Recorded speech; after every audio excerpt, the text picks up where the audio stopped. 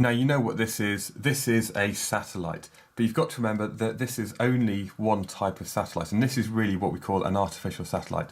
And I'm going to talk about that more in the video, but I just want to remind you that you shouldn't forget about other sorts of satellite. For example, the moon here, this is also a satellite that actually moves around the Earth.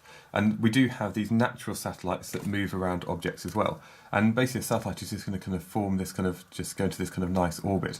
But then, you know, other planets have moons as well. Also, if we think about it, I guess perhaps the Earth is a satellite to our sun, because it's orbiting around it, and really our sun is a satellite to the kind of this supermassive black hole at the centre of our galaxy. So really when we talk about satellites, there are all sorts of things that move around in space, and they're not just limited to these artificial man-made satellites. But I would like to talk about these more now in this video. Now basically, if you can get a satellite up into space and you basically launch it around the world at exactly the right velocity, what it's doing is, as it's moving around the world, it's actually constantly falling back down to Earth. But the Earth is falling away at exactly the same rate. And if you match the speeds perfectly with the velocity at a certain height, then this thing will then start to orbit around the Earth. And effectively, there's going to be some forces acting on the satellite. We know that there's a centripetal force acting on it, which is equal to mv squared over r. And this centripetal force acting on it is provided by the gravitational attraction, which equals gmm over r squared. And actually, if m is the little mass of the satellite, it actually cancels out. So the mass of the satellite is kind of irrelevant, to be honest. And also we can see that one of the r's cancels out, and therefore v squared is equal to gm over r. And then if we make v the subject, we can say that v is equal to root gm over r.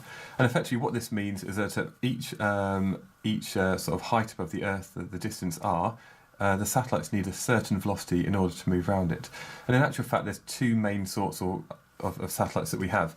First of all, we have satellites where r is quite small. And this is things which are kind of what we call a low Earth orbit. And some of these go around the poles, and they basically, if this is the Earth, what they do is they cross over the north and south poles, and they're rotating effectively at 90 degrees to the direction that the Earth is spinning. Okay. Now the other kind that we have, which are pretty similar, are basically these ones which go in like a low Earth orbit. And as the Earth is sort of spinning around and rotating, these satellites are moving around them constantly. And these satellites here are ones that are used for many uses. Okay. So these satellites in that low Earth orbit, they're used for communications. They're used for things like satellite phones, not mobile phones, but satellite phones. They're used by the military because what they're doing is they're actually covering a lot of the globe. And that means that we can send up a satellite and spy on countries where we can't fly over their airspace. Also, they're used for scientific purposes, okay? Both looking down upon the world, so maybe kind of monitoring maybe how much the glaciers are melting, or perhaps looking outwards, out into space, where we don't have the atmosphere in the way of our telescopes. So things like the Hubble telescope is a really good example.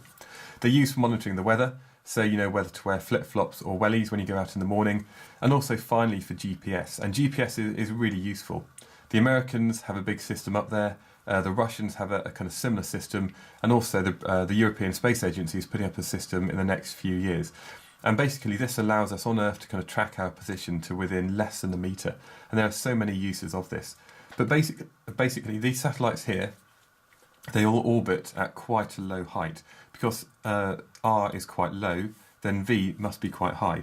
And because these have such a high velocity, these satellites, it might be that the time period for one rotation might be about 2 hours.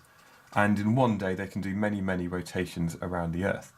But there's also another kind of satellite which has a different kind of orbit. And if I kind of draw it on here, okay, this orbit is this kind of red line here. And this is what we use often for communications.